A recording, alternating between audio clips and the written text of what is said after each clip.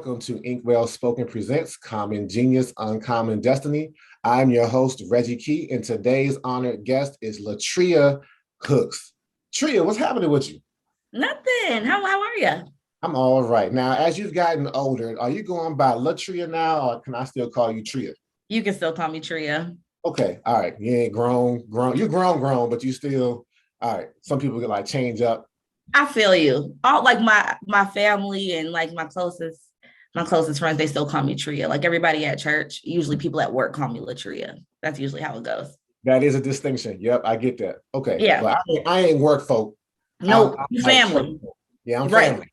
Yep. So Tria why it don't we is. start? Why don't we start there, Tria? How do we? I don't ask this to everybody because everybody I don't have an extensive like history with, but we go back a Like ways. So how do we meet? a ways. So geez. I was like a wee little teenager. And I was in Divine Movement with your wife, Kiana. She was running that. And then I remember because she used to like give me rides and stuff because we lived Mhm. in the same complex at the time. And we actually talked about you a little bit. I was so honored that we were having like girl talk and she had, Grown population. yeah, before you even got there. So I kind of knew who you were before you got there. And then once you did get there, you guys were like, first of all, like couple goals, after time. And then you were really active in the church, I feel like really quickly with the youth. So with the drill team and everything. So it was just kind of like just a very natural, so now it's like I feel like I've just known you for forever.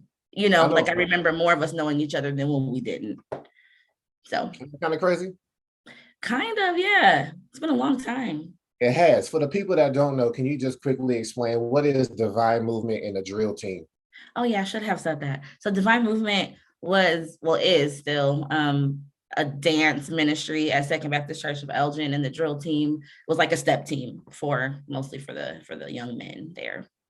Yeah. So Sometimes when I say step team, I feel like that's still not like when you hear praise dance, that's like self-explanatory.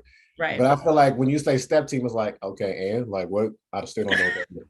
Because Really everybody doesn't know, everybody hasn't been true. exposed to the Black Greek culture of True. college. There's these step teams, but we're going to assume that the majority of people know what that is and leave it at that. If you don't Okay. know what it is, go watch Step It Up, which I didn't really like. Uh Oh, that's this a whole nother. I'm getting off on a tangent. All right.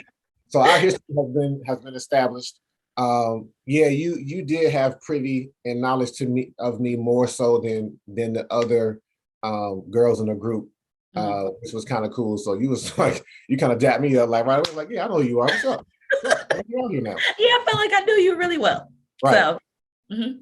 Well, the whole goal today, other than this being kind of a reunion for us because we haven't Yeah, really talked in a really long time, right. this is also to really help the trajectory of wherever you're going, and just help make sure that you are executing um, your goals and your dreams and the things that your purpose to do with more Right. intentionality. Okay. And we'll get into how all that works with this first question. I guess this is the second question because the first one was, "What you been up to? How we meet?" All Okay. right, so here it is. Are you ready? I'm ready. As it relates to this workshop and book that I have, and I'll say it again, Common Genius, Uncommon Destiny. LaTria, I don't know why I just decided to be formal. That's all LaTria, right. Yes. uh, do you consider yourself to be a genius? No. No, I do not. Okay. Absolutely not. And this is pretty normal, actually. There are only a handful of people who are like, yeah. Uh, the vast majority of people don't see themselves as genius. And that's Right. exactly why I have this workshop. So I'm glad that you were very candid and quick about it. Like, Okay. Um, I hope to change your mind by the end of this interview. Okay. Okay. But in order for me to do that, I have to delve a little bit further into what you think of or who you think of when you hear that word. So that's my second question to you. Who comes to mind though when you just off the top of your head, when you hear the word genius, who comes to mind? When I think of the word genius, one of the first people that come to my mind probably is Kevin Hart because I'm a huge fan of him. I love him, not inappropriately, because I know he's involved, but whatever. Like I love him. But I just think that he's so talented. And I feel like he isn't really afraid to like kind of push the envelope, and he'll just kind of do whatever I think he needs to do to kind of make it. He's come such a long way, and he has never given up. Like after Soul Plane, like he didn't give up. You know what I mean? But I feel like he has the formula to attract people, even after all of the, things that he's dealt with, like in the media. And regardless, like I feel like he just kind of knows how to keep going and how to like attract people to whatever it is that he wants to do. Even when his movies are bad, they're still good. And like, he does a lot of his own like writing and like all that type of stuff. And he's filling stadiums just by being funny. And I feel like that's really difficult to do. So okay, all right. So that's a different answer. I like it. And there's no wrong answer. There is a popular answer, but that's no wrong answer. But it's interesting that you focus on Kevin Hart, because would you say then that his genius is academic? I guess not. It's not. And so that begins to be the deconstruction of the word, because in my mind, and in the vast majority of people who first hear this word and then associate it to somebody, they always associate it to an academic type person. Right. You like want to know the number one person? Yes. Albert Einstein. Everybody, by and large, says Albert Einstein, with some derivations, like you saying Kevin Hart, but Kevin Hart is a genius in his own right, though, right? It's not academic, which means that there are other types of genius. But people attribute genius to Einstein, and when they do that, Tria, they automatically disassociate it from themselves, because they're like, well, I don't wear my hair like Einstein. I don't know equal MC squared is. I don't know what theory of relativity is. I don't know that I care. So yeah, he's a genius, but he's on this pedestal, and then they put this genius on this pedestal too, just out of reach of them being able to say, you know what, I got something too. Yeah, that's a problem. Yeah. That's because deep. Huh? That's deep. It is. Oh, we just scratching the surface, Tria. We're gonna go deep. All right. So the thing of it is, the world, would you agree that the world is broken? Oh yeah, especially right now. And there's a lot of systems in the world that are broken, which accumulate to this entire brokenness that we see. And in my estimation, the world is broken because there's not enough of us who are saying, you know what, I have genius potential, and I'm gonna tap into it and contribute to the world in such a way that I'm gonna leave it better than what I found it. Yes. And we'll talk a bit more about that when we get into. So there's three. I'm gonna deconstruct this word genius, and then I'm gonna build it back up according to the three components of my equation in my book. And it's your passion, your talents, and your purpose.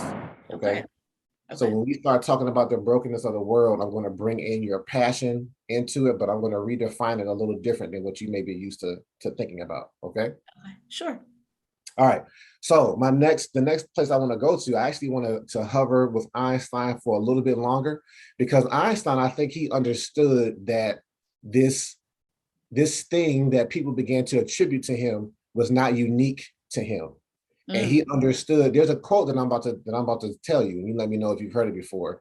Purportedly, it comes from, you can't trust these interwebs all the time, because interweb and associating it to stuff that's not true. Right. But this is a quote that purportedly comes from Einstein. You ready to hear it? I'm ready. All right. It goes like this: if you judge a fish by how well it can climb a tree, it'll spend its entire life thinking it's stupid. Yes. You've heard that before? I have. Where have you heard it? Not a lot of people have heard it. No, I think I've like seen it somewhere. Like, people have like those motivational quotes of the day kind of thing, like an image. I'm pretty sure I've seen. Okay. So how do you process that? What is it saying to you? I mean, it pretty much illustrates exactly what you said about people thinking of a genius only one way. And not everybody is that same kind of genius. So, for the rest of its life, it will be trying to climb a tree and it can't. And so if we're saying it can't, then they're like, you're not a genius, Yeah. So most of the time, there's two people that go around misjudging us. One is ourselves. Yes. And two is, just people around us. People see us and they judge us by the exterior, and they say, okay, well, you do this. They look at me and they say, like, you're an athlete. Like, not actually, I don't.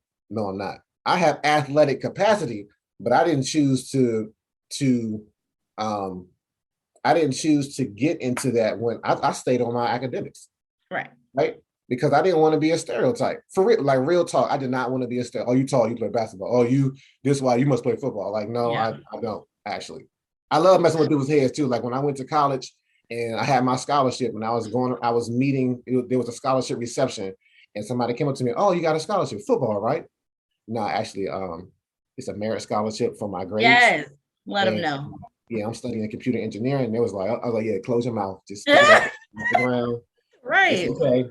Stop, broaden your vision a little bit because we're not all athletes. So Yeah, please, exactly. right?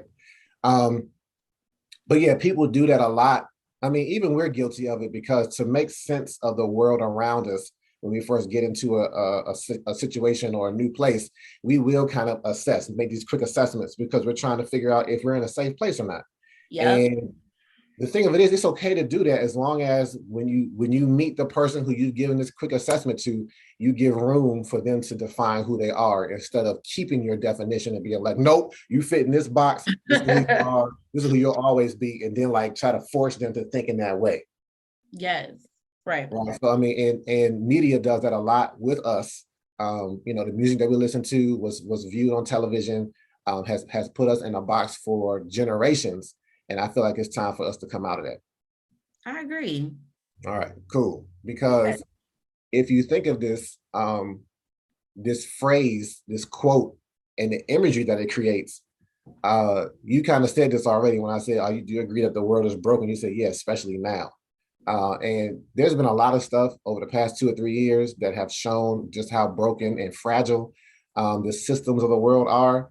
But Tria, I'm telling you what, if I look outside my window right now and I see a fish in a tree, I'm getting it's a wrap. I'm done. I'm like, you know You what? and me both. You and me both. Yeah, that's over the line. I'm gone. Yeah. Right? Why? Because do fish belong on land in trees? No. No, No. they belong in The water. the water. That's their element. Yeah. That's their lane. And if Yeah. you were to simply find a fish flopping around on the land, like, oh man, this thing is struggling, and Yeah. put it back in the water, you would see what this thing was designed to do. You would see it operate in its genius. You would see that it's been created, streamlined to function well in the water. It has these gills, everything about it is about the water. Yes. And that's the thing. We have to stop being fish out of water and put ourselves in the right lane, in the right element so that we thrive and can maximize how we were designed. Preach now. Okay. You know, I'm a minister now. That's what I do. I do know. I love it. I love it. So check it. Where else do I want to go with this whole fish analogy? We sometimes we kind of dumb ourselves down because like we're afraid of what it means to be successful. Like, imagine this fish is like, well, I don't know if I'm supposed to be in that water. It may be afraid of the water, but then once it gets in, like its natural design just kicks in and it takes off. Like, oh, okay, this is what I'm supposed to be, right? Sure. And we're going to come back to this whole concept of being a fish out of water a couple different times because I have some examples of seeing fish out of water and then telling them like you're in the wrong element. Okay. Because Einstein is like a bear. That dude climbed trees. That's where he belongs. But everybody is not meant to be climbing these trees. Oh no. Metaphorically, right? Right. So let's get into it. Let's talk about these trees. And remember, like, there is a person or there is a system that's telling this fish, like, you need to be climbing these trees. Keep trying, keep climbing, even at the cost of the fish's life. Because you know what's going to happen if this fish stays out of water too long, right? Yeah, it's over. It's over. It's a wrap. It's going to die. It's going to die. And that's what I'm seeing. I'm seeing genius potential dying around me too much. And I feel like I've been put on this planet. One of my things that I'm tasked to do is to regenerate, to revitalize, to resurrect people's genius. That's huge. It is huge though. It is for real. Huge. So we'll think about it too. Like the hugeness of your genius is always going to be something large that you're meant to address. but you won't mind to do it because you'll do it with passion. So see how I segued into the first component real slick, All right? right then. Okay, I did professional. that. Yeah, yeah. Yes. So passion though. I'm gonna give you a chance to tell me what your passion is before I redefine it. Most people I already redefine it, and then I'm like, well, what's your passion? I'm like, well, I don't know no more because you done Ah, told me this. So as you know it today, before I go another further, what is Tria's passion? I don't know why this has always been such a difficult question for me. Because I think I've struggled for a long time with what I am supposed to do and like whatever. But I do know that I really, really, really like to help people, Uh-huh. and not necessarily like helping them. Like, I'm not saying like I want to be a nurse or anything like that, because that's definitely not my field. But I really, really do strive to help make people's days better, like especially the people in my life. And whether that's by making them laugh, or Yeah. even if it's like entertainment or distracting them or crying with them or whatever the case. But like, that's something that I try to do every day. You know what I Yeah. mean? At least for one person. I don't know if that is considered a passion, but like that's the first thing that comes to my mind whenever somebody asks me that. Uh-huh. So, but I feel like when you say helping people, that's so broad. You know what I mean? Because there's so many ways you could do that. There is. But I just feel like so many like people need help. And even I think sometimes people just need like they just need a laugh sometimes because there's so much other stuff going on. And I kind of like to be that for people if I can. You do. I've noticed that. So there's two things that you said that I know to be true about you, and that's one that you do enjoy making people laugh. Sometimes when I do my workshops, I'm like, hey, look, if y'all laugh, cool, but I'm really up here to make myself laugh. If y'all happen to laugh with me, that's a bonus. But I think you go out of your way to bring smiles to people's faces. I also sensed in you from a young age that you were kind of like, man, I don't know what I'm like supposed to be doing. And so that's why when I Yeah. interviewed your sister, I was like, yo, you gotta ask Tria to come on this show though. And so I'm glad that Honored. she asked, and I'm Yeah. glad that she said, yeah, I'm gonna come on and see what's what. Yeah, for Right. you, if you had been somebody else, maybe not, Like, honestly. I was like, oh, I didn't even hesitate when she said your name. I'm like, yeah, that's what's up. I appreciate that. yeah. So are you ready for me to, this is how I deconstructed genius really quickly. I'm gonna deconstruct passion, but it's gonna be like a full-blown 180-degree shift though. Holy cow. Are Okay. you ready? Yes, This is game changing. All right. I'm ready. So you said this, you've been asked this question for a long time, right? People Yeah. begin to ask you stuff like, and most of the time people associate passion to like, do what you love. Like when Mm-hmm. people started talking to you when you were a teenager and being like, hey, you know what you gonna do? Mm-hmm. Adults be like, ask you a question and then answer it for you. What you gonna do? You know what you should do? Like, okay, you should do what Yeah. you love. Right. Find out what you love and do that. And love is cool for marriage, but when it comes to this genius though, Right. I'm going the complete opposite direction. And I'm gonna say, you know what, you need to figure out what you hate first. Okay. Yeah. You've heard people say stuff like, man, I hate that with a passion. Yes, I Yeah. have. Yes, Yeah. I have. And so there's something very interesting that starts to happen when you begin to figure out what you hate with a passion though. Hmm. Because the thing that you hate with a passion is connected to the brokenness of the world. Hmm.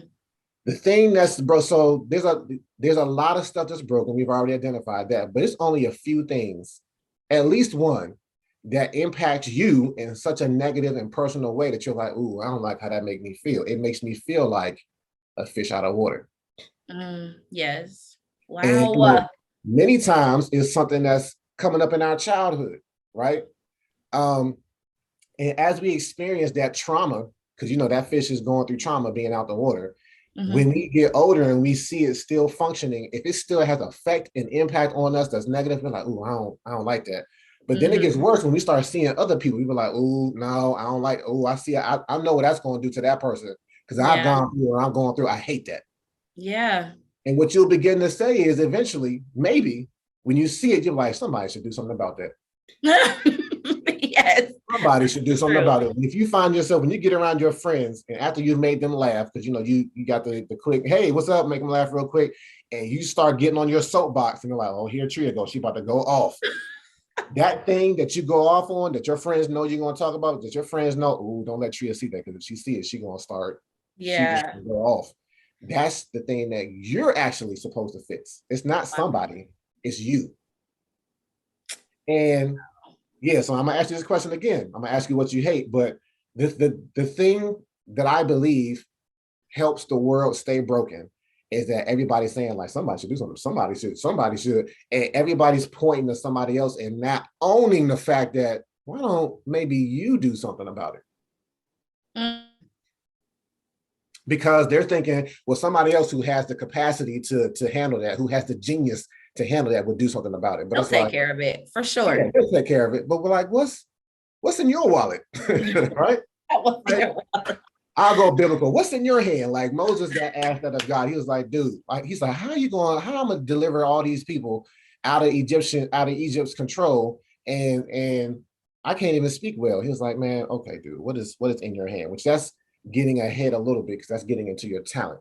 But let's just rewind it back. And we're focusing on passion being what you hate. So Tria, tell me what it is that you hate. Oh my gosh.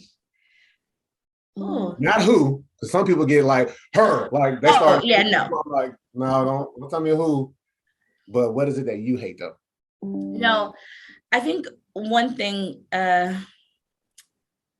that comes to mind Mhm. is I hate when, because I work with a lot of youth, especially like in church and everything like that. And I mean, I have for before the pandemic for like a pretty long time. Yep. And I've always had I feel like a playful, like good relationship with them. But even when they were getting on my nerves. But one thing I really do hate to see is or hear about is like I've heard stories about, them having like teachers or people who are in a position to lead them, telling them that they can't do something or that they're never going to get anywhere. And sometimes that sounds so cliche, like you see that in movies, but there really are people in positions of power who are telling young children, young Black children especially, where they're going to go or Uh-huh. what they're going to do or all that type of stuff. And really Or where like, they can't go or what they can't do. exactly. And just like deteriorating like their hope to get out of maybe a possible situation that they're in now. Yep. And how could somebody like just kill the dreams of a child? You know what I mean? And just because of whatever circumstances they're in, whatever home they come from, things can be different, cycles can be broken. And I just don't like when people tell them otherwise. Ooh, you said cycles can't be broken though. They can. They can though. So Mm-hmm. what you're describing then explains why your passion may be that you like to help people. Mm-hmm. But it's not as broad as you were thinking it was. It's very narrow. It's helping children that have been placed in this system and been told like because you don't function well in this system, yeah, you're not going to be you don't belong. You're a fish out of water. Right. That's basically Right. what I hear you saying. That's Right? it. You have an eye for that. You can't stand seeing that. And you're like, man, we got to chop this tree down or something. Get this fish some water. We got to get this person in the right place so that they can thrive and be successful and realize, like you said, that they can break the cycle. Yeah, you were born in poverty. Yeah, you were born in the ghetto. Yeah, you were born X, Y, and Z. That doesn't matter. In fact, the place that you're born that develops this trauma, like I'm already saying, is the thing that when you survive it or as you're learning to survive it, you're like, man, I need to, like I said, you hate it, but the goal is to say, I hate it, but I'm gonna do something about it. So I have a really good example for you. Okay. This is gonna tie a lot of this together. Okay. I went to this school one time for like pretty much a whole year and visited these young men uh, every Friday for like I said, almost a year. They Okay. were in third, fourth, and fifth grade. It's about 10 little boys. First of all, does that sound right? Why are third, fourth, and Third, fifth fourth, and grade fifth. all Right. in one class together? They were in one class all day. Really? They were all on IEPs, what is, an individual education plan, what we would have Right. called special ed back in the day. Right. So they were told, like, yeah, y'all don't really fit in with the rest of the classes. So we're going to put you to the side in this one classroom all day. And you're just going to kind of maintain, right? You have ADD, you have ADHD, all these labels are getting put on them. All these things like you're a fish out of water, but we're not really going to try and find out like where the nearest pond is to get you in it. So you have emotional disruption, right? And so first thing I did, I was like, you know what? I'm gonna go through this genius equation with them. So I was like, yo, you're all geniuses. They was like, what are you talking about? They got offended. They was mad because they had gotten used to somebody saying you're supposed to climb this tree. Yeah. So all the other labels, they was like, cool with. But when I came in and said, like, you're a genius, don't call me that. Wow. Then they would turn around and roast one another though and think that was hilarious. Like waterhead, whatever. And I'm like, oh, so y'all cool with certain labels, but you just don't want me to call you genius. So I said, okay. So then I got to my second question. Because I when I go to schools, I know that if I can't get any other kid to talk, I can get them to talk about, tell me what you hate though. And Tria, what do you think? These little boys who could never get along, always arguing with one another, right? Yeah. What do you think they all agree universally? There's like, we hate this, Mr. Key. They told me one thing, all of them. What do you think it was? I don't know. What's the thing that made them feel like a fish out of water? People telling them that they were not smart. What type of people and what system was telling them that? The teachers, the schools. The schools. They was like, we hate school, Mr. Key. Now what? And they thought they Yeah. had wrecked my whole shop, right? I'm like, I'm so glad that you said that though, because if you listen to what I'm saying, that the thing that you hate is the thing that you're meant to fix because it's broken and it's making you feel like marginalized, pushed to the side, not important, whatever. I was like, you're a future educator, all 10 of you. And it was like, what? So kind of backed up like, I was like, no, come closer. Like, what you backing away for? I'm like, no, you just told me you hated school. You said that. I didn't put that in your mouth. You said it. Now, I said, let me tell you why you hate school. Because, you know, when I do this, I know I make teachers nervous because they're like, why are you inciting them to talk about this place that they're rebelling against every day? I'm like, why wouldn't they rebel against it? Well, yeah, they have an emotional outburst because they're like gasping for air as this fish out of water. And they're like, I hate this. This does not feel right to me. Right. You know, there are 7 to 8 different learning styles. Did you know that? Did I know that, or are you asking them if they knew? I didn't know there were that many. I do know that there are different ones for sure. There are different ones, but there are 7 or 8, right? At most, schools probably teach from 3. They teach from a visual perspective, from an auditory perspective, you hearing me, and then from a left brain perspective, the logic side that gets math. So, you know, that's what people are like, I hate math. And the reason why they hate any subject or school in general is because this school is not speaking to them in their learning language. Right. And so everything that's all this information that they're supposed to be taking in and processing, they're like, this is in another language. I don't understand it. I hate this place. For sure. I don't belong here. For sure. So I'm like, yo, your learning style is your learning style. There's nothing wrong with that. Because, you know, the other learning styles are like kinesthetic, which means they got to be moving. The other learning style is exploratory, which means they got to be putting their hands on stuff. But you're like, no, don't stop touching people and stuff, right? If they get an opportunity, and our friend Jordan was telling me like at Elgin Academy that he had a teacher who could see that he was a kinesthetic learner and let him walk around. But not everybody gets a chance to have somebody identify that and then be put in an environment where they're allowed to speak their learning style. But here's the genius of it, Tria. If instead of running away from this broken system, they go get a teaching degree and run towards it with their learning style now becomes their teaching style that was not present when they were in school. And now they're reaching other students who are feeling like, I don't understand what's I'm lost in translation. You're not going to be lost anymore because now somebody is speaking your learning style. Yeah. And if there's enough, if all styles are represented amongst the teaching staff, now you begin to restructure the school and maybe have, you know, identify who are the different learning styles and make sure that they have a teacher that teaches from that perspective. And now you're fixing a problem. For sure. That's huge. It's huge, right? Oh, yeah. But they're marginalizing the solution. And so the system remains broken. Yep. And so though this example is a really good one, I feel this is what's happening in every sector of society. There's always somebody that doesn't quite fit in, and then they're like, yeah, we're going to push you to the side. The people who fit into the system are going to continue to thrive and be promoted and excel and go higher and higher. But it creates this gap where there are people who are like, well, what am I supposed to do? right? Yeah. Yes. So the question becomes then, Tria, if we see something, and this is very generic, all right, I'm gonna start generically to get into the talent portion. If you see something that's broken in your house, and you feel like you have the capacity to fix it, not something like a refrigerator where you like, I don't know what to do with that. Like, that might as well be Einstein. I don't know what to do, right?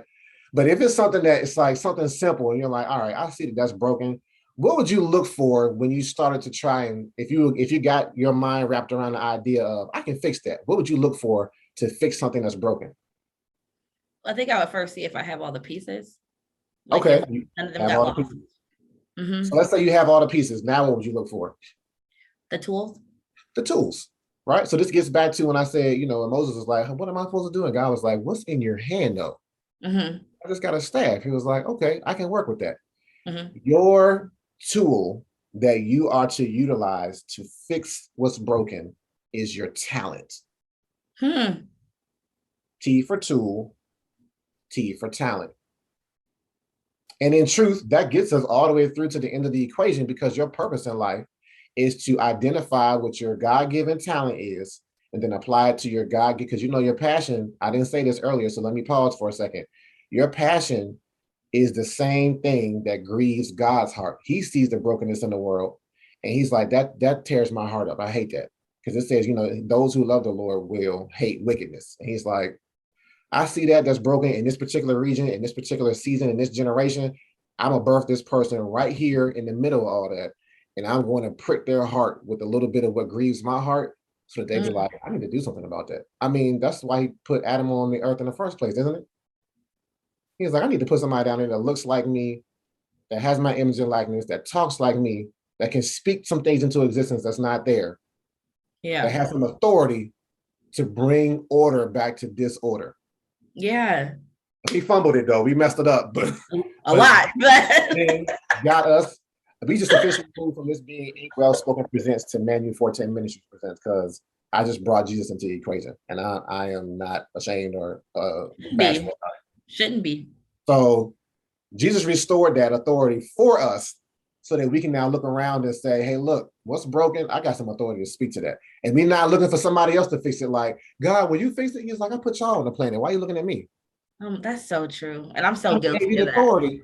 You Yeah. have restored authority now. Do something. And what the world calls Genesis, the Bible calls the mind of Christ. Mm. Mm. You now, believers, have access to this mind. So you're like, I don't know what I'm supposed to do. Well, I'll give you a word of wisdom and a word of knowledge to figure out what to do with what you've been given, this talent to then begin to address this brokenness. And you won't care when you really realize that and you're like, oh, snap, like I can do something.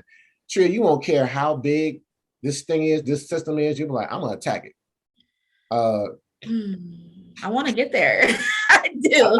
I think you're getting closer to it though, because I see the wheels turning. Mm. They are Um, now. you'll have a whole full-blown David Goliath experience, and you won't care. Like, I'm about to take this Philistine's head off, though. I don't care how big it is. Kiana sometimes says, like, how do you eat an elephant? One One piece piece at a at a time. time. You won't care. You're like, I don't care how big this joke. I'm gonna chip away at it. If whether it's a head blow or whether I'm eating a toe, I don't care. I'm gonna get at this thing, and you'll be driven by your passion to keep going after it, whether you're getting Yeah. paid to do it or not, whether you're getting recognized for it or not. You're like, I don't care, man. Like I Yeah. have something to offer, and Mm. it'll push you forward. That makes a lot of sense too. Doesn't it though? And it's mind blowing, but it just makes complete sense. Like that's a perfect puzzle. It is a puzzle. And the thing of it is, Tria, like sometimes we get the thing that a lot of people hate is failure. And we get so caught up in, I got to do this right the first time. This genius equation is not something that's going to work the first time. It is a puzzle that you're going to have to piece together. Yeah. Because if you like me, you probably have several things that you hate. I have Mm-hmm. several talents. And so I got to figure out how to put it together so that something begins to click. This whole interview is me activating and walking in my genius because I hate it when people don't know who they are. Mm. That's deep.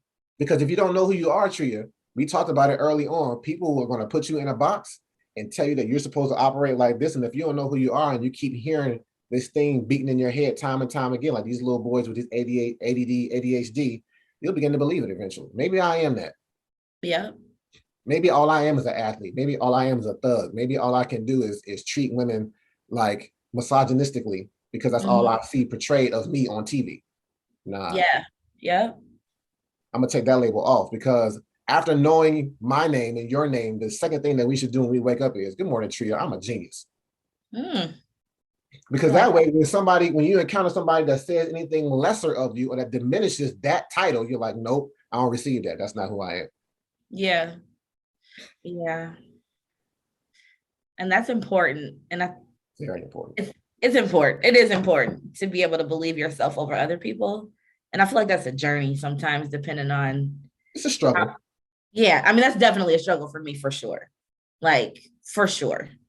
So I know I keep saying that's deep, but like, because I can't think of another word I told you it was at the layers to this. moment because it really is.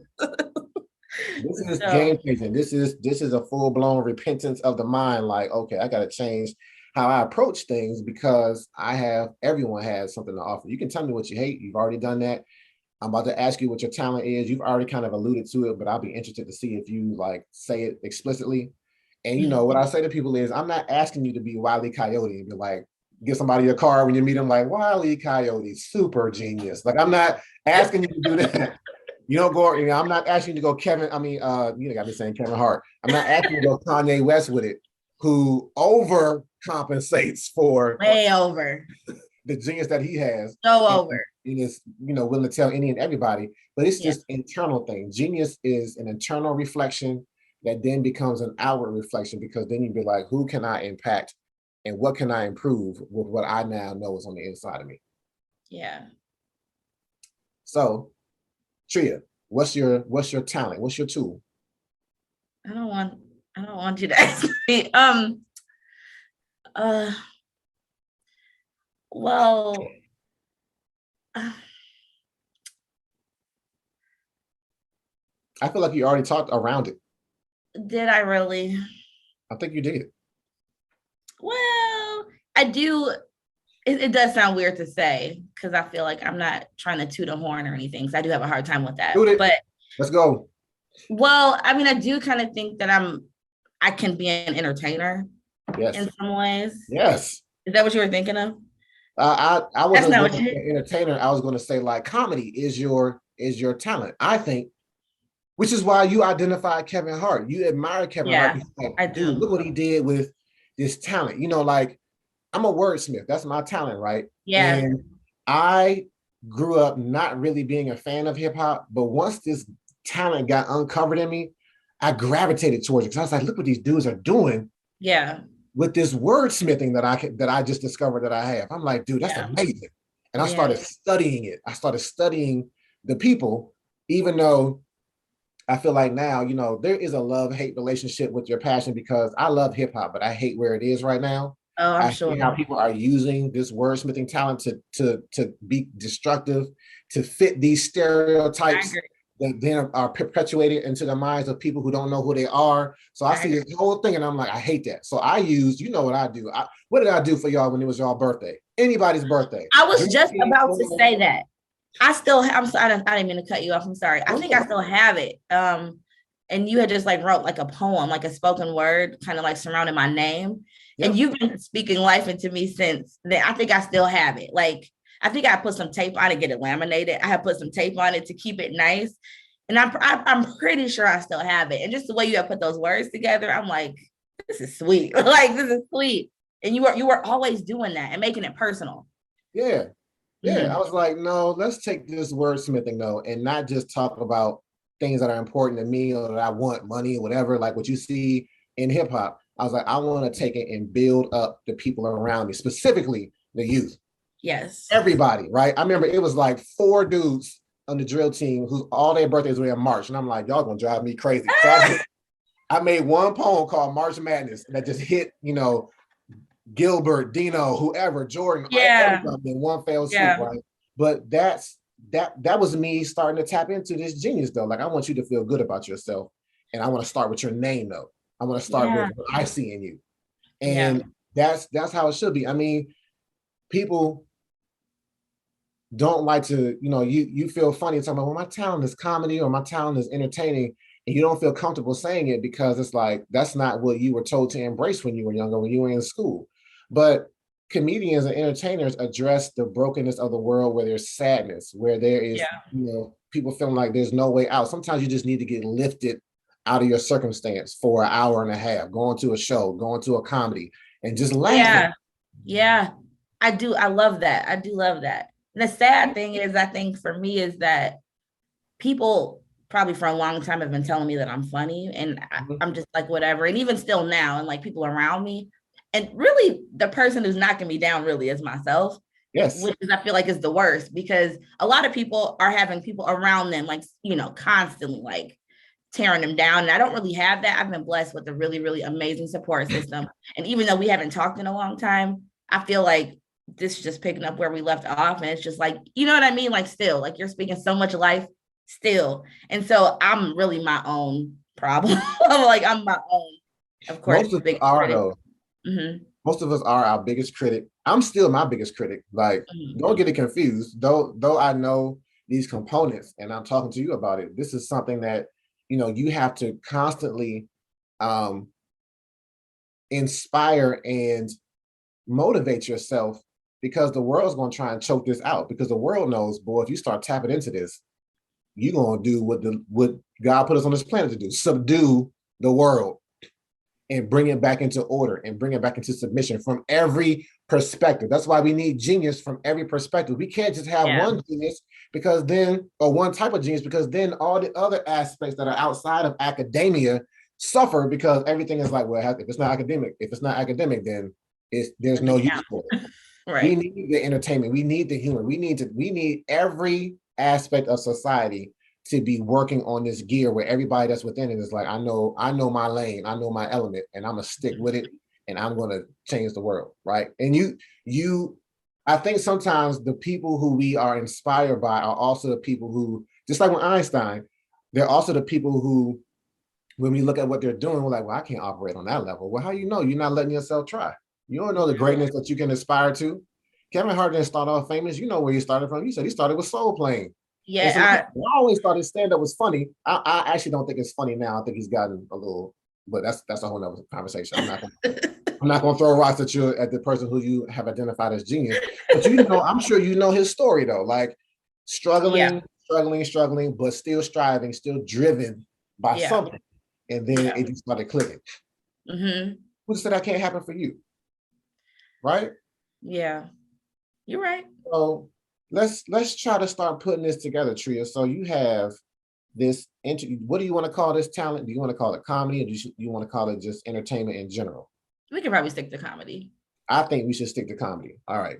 So you got this comedy, but then you have this passion where you're like, I hate when I see children that are basically having limitations put on them, so that they're told like, you can't do X, Y, and Z.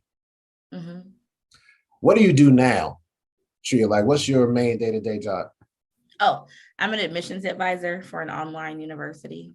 So Okay. I just help people sign up for school, So you're pretty much. still connected to this education system though, right? In And a way. in a way, I remember going to my children's schools in elementary school, and there was this guy that would come in. This was really genius what he did though, actually. He would come in and I'm not telling you to get a puppet, but he was a ventriloquist. So he would have like the puppet, saying all this other type of stuff. And had us, and it was like an after school event. So the parents were there. He was like cracking up. He was really funny. But then I started listening to this dude, and I'm like, oh, I heard that. You just, I was like, you just dropped some scripture on them, and they don't even know it I don't though. even You just know. disguised it. You put it within this education. And I walked up to him after. I said, "You're a Christian, aren't you?" He said, "I am." And Mm.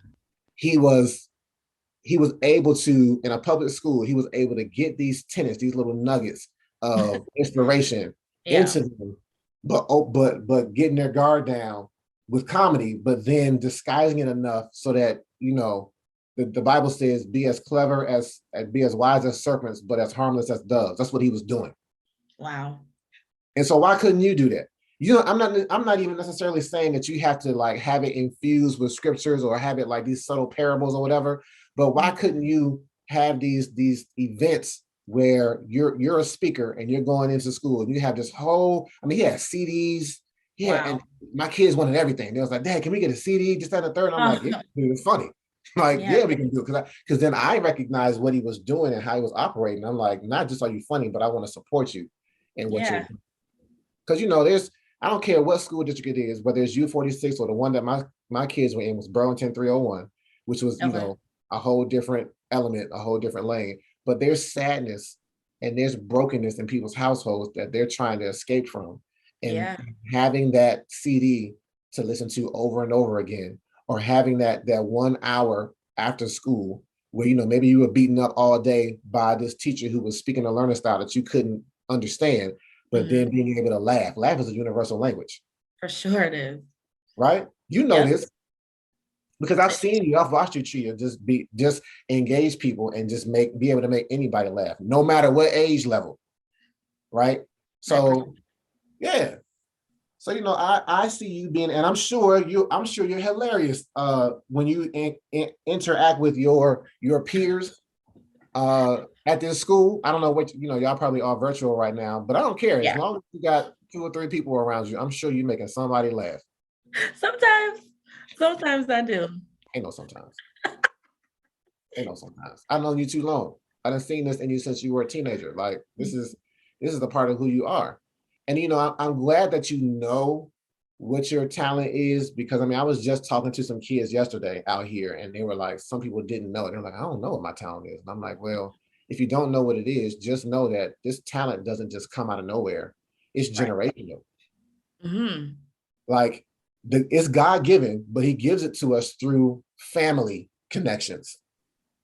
Right. And we recognize this because we know athletes come from athletes, right? We see it on TV. Yeah. Kobe, his father was, a basketball player internationally. So it makes sense that he's out there on the court. Right.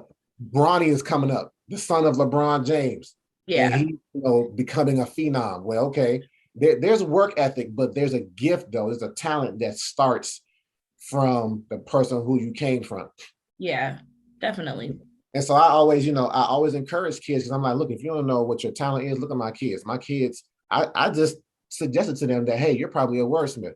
My son, who's 14 now, Oh my God. whose voice is like, yeah, about the same as mine now. It's a little I can't. ridiculous. You got to Oh see my him. goodness. I It's ridiculous. can't.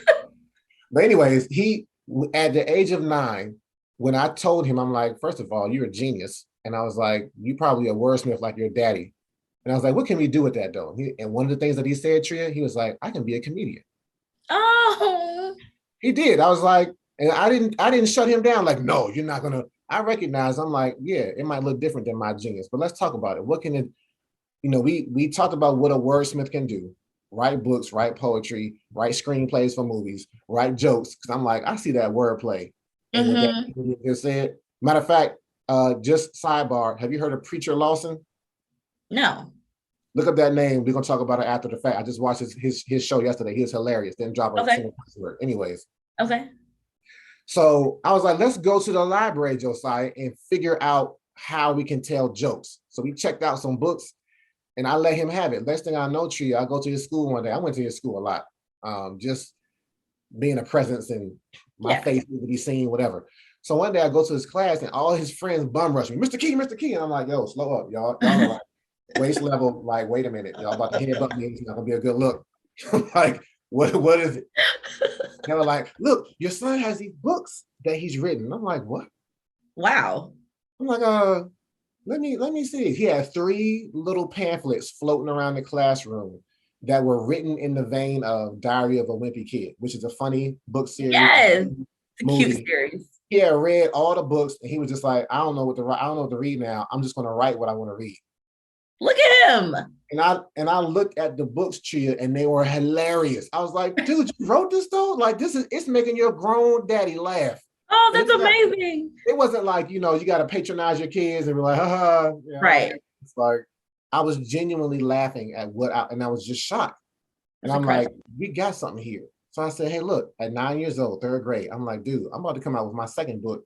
Do you want to like bind these 3 books together, these 3 little stories, and make them a book? He's like, yeah, Dad, that would be cool.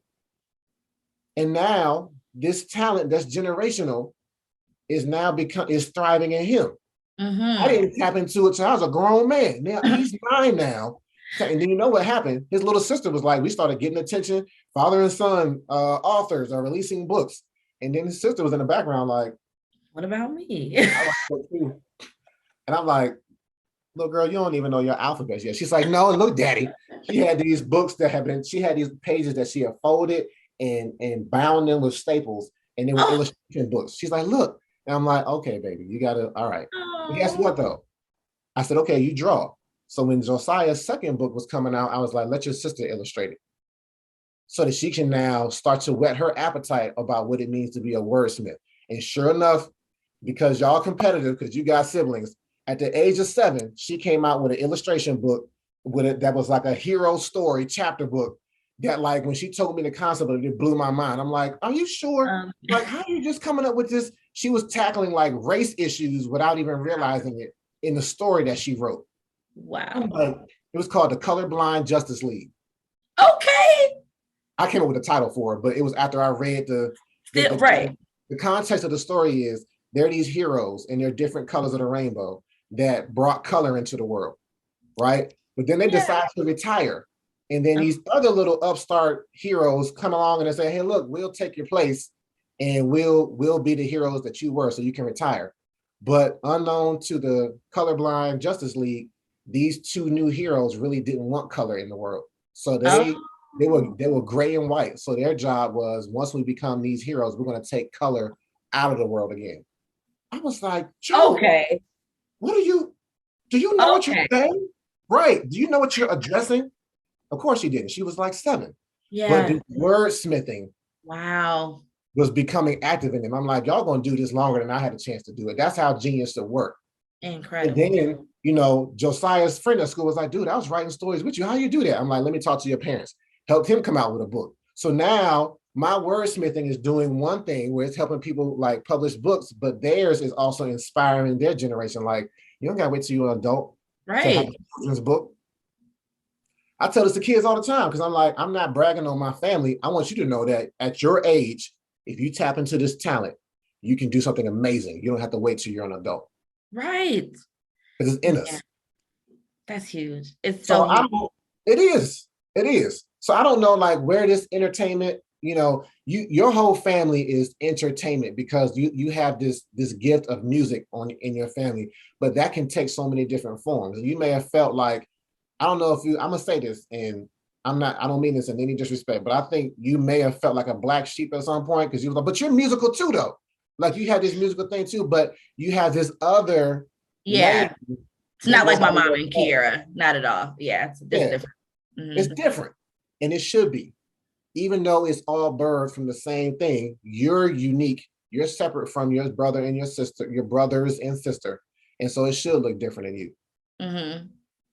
So, I Sure. mean, how does that hit you though? Like the idea that you could begin to get into some of these schools, you already have the network because you've been working with youth all these years, and come Mhm. up with like a routine that this brings joy and brings laughter to people's like parents and students' lives. I mean, if I could really get this, and I never even thought about it like that, like, and it seems like such a simple solution. Like I would love to do something like that. You know what I mean? To get it, to get that started and get that going. I mean, that would be absolutely amazing. Like if I could pull that off, and I would like enjoy doing it. You know what I mean? Yeah, you forget the school systems right now. Start with, genius starts local. It starts with what's in your immediate circle of influence, and then it kind of just it's like the pebble that you drop in the water where it just the concentric circles get broader and broader and wider and wider. Start with what you know though. Start with the church. Mm-hmm. You're like super established. You still at Second Baptist? Mm-hmm. Like you're super established there, and just be like, hey, youth ministry, I want to put on a little, not even a play, I just want to put on a little something. And they're like, Mm-hmm. what you doing though, Tree? And all you gotta do is I just want to make some kids laugh and maybe tell them some stories that encourage them. They're gonna give you the green light like instantly. Maybe they would. They Maybe.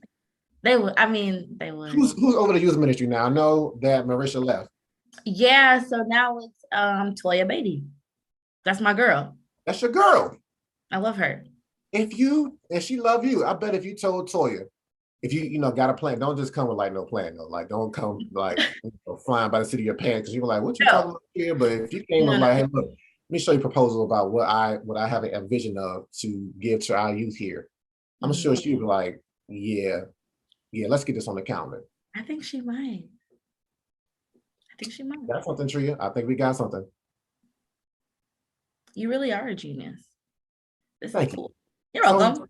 Thanks. I was like, I don't know if I like when Kira told me about it and just the word genius, I'm like, you don't want me on there.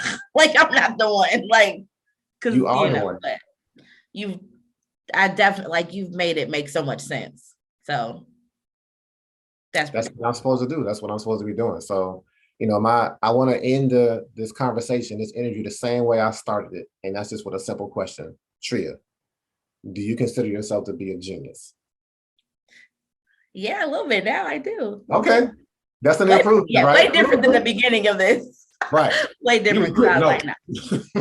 No, I don't. Like, no. This, just see it as realize this is not going to be overnight. Right. There is some affirming. You have to really begin to embrace this and this is a seed that just got planted. And seeds need to be watered before they have an increase, and they need to find fertile ground, right? Somebody was telling me this recently. They said, hey, look, did you know that a bamboo seed takes 10 years before you even see it shoot up out of the ground? But once it does, in 1 year, it shoots up like 100 feet. You know why it takes 10 years? Why? Because the seed is growing its root system so that it's stable and it can't be moved. Oh, all right. That's a word. That's a word. So there's a seed that just got planted in you. Don't get frustrated if you don't see it manifest right away, but just start, let it develop the roots in you. I'm gonna cry. Okay, I like it. I will. It don't take much. So I'm gonna keep it together. Keep it together. Okay. All right. So that's it. That's all I have. It was my pleasure to continue to pour into you and to just see this, because it's my uncommon cue to see the genius in you. Oh, I like it. I appreciate it so much. This was awesome. Seriously. I'm glad I said yes. It's always awesome because of the people who I bring on. Like it's about you. So this has been Reggie Key, Manu Forti Ministries presenting Common Genius, Uncommon Destiny. And this has been my genius guest, LaTria Hooks. Thank you so much for having me. You're welcome. Thanks for joining us for this week's episode. Make sure you pick up the book, Common Genius, Uncommon Destiny by my dad, Reggie Legend, available on Amazon and at inkwellspoken.com. Connect with us at inkwellspoken on all social media platforms. If you enjoy our content, don't forget to like, subscribe, and hit the notification bell so you never miss an upload.